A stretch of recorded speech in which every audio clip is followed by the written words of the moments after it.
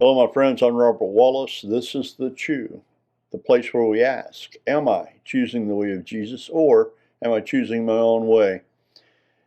Well, I hope you've had a good week. This is our last day this week on the topic of little children and Jesus' instructions to us from Matthew chapter 18 and chapter 19.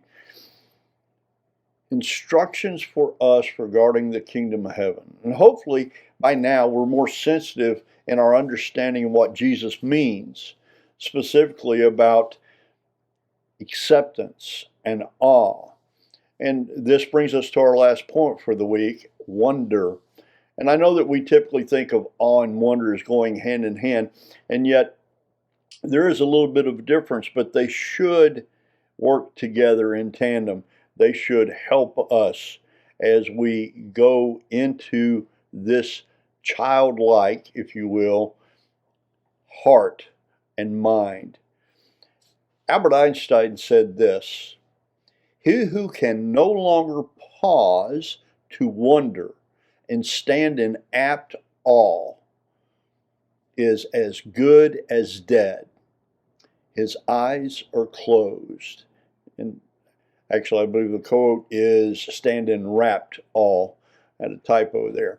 But this is a powerful statement, and it should give us pause. Let me read it again. He who can no longer pause to wonder and stand in rapt awe is as good as dead. His eyes are closed. Well, we don't want our eyes to be closed, do we?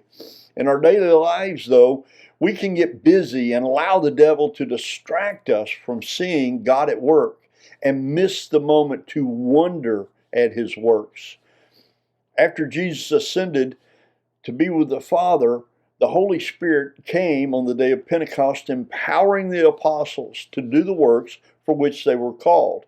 And the Holy Spirit wants to empower all of us to do the works that Jesus has called us to do. In Acts chapter 2, verse 43, we read, "Everyone was filled with awe at the many wonders and signs performed by the apostles." And then in Acts chapter 3, verse 10, "They recognized him as the same man who used to sit begging at the temple gate called Beautiful, and they were filled with wonder and amazement at what had happened to him." Life-changing transformations take place every single day. We need to be looking for them.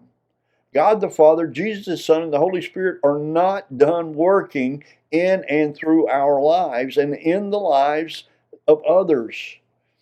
Each of us likely has a personal story and wonder at the working grace and love in our life by God the Father. Perhaps we know a personal story of someone else's life who has been changed by a relationship with Jesus as his follower. We need to allow the Holy Spirit to guide our memory and the new experiences into a state of awe and wonder at the handiwork of God. Here are my questions today. Do I still wonder at the work of God?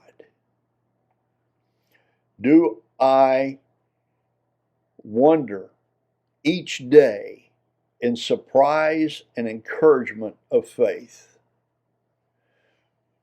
Do I want to live in wonder as God's child? What is the Holy Spirit telling me to do today about acceptance, awe, and wonder as God's child?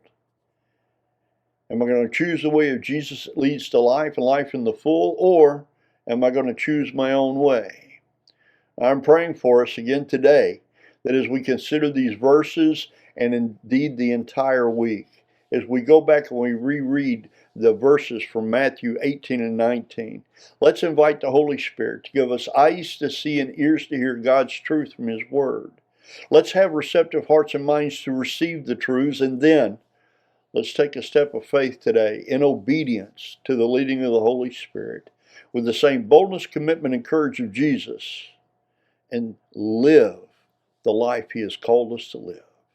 I pray you'll have a wonderful day, my friends. Go in the peace of God. Blessings to you. Bye for now.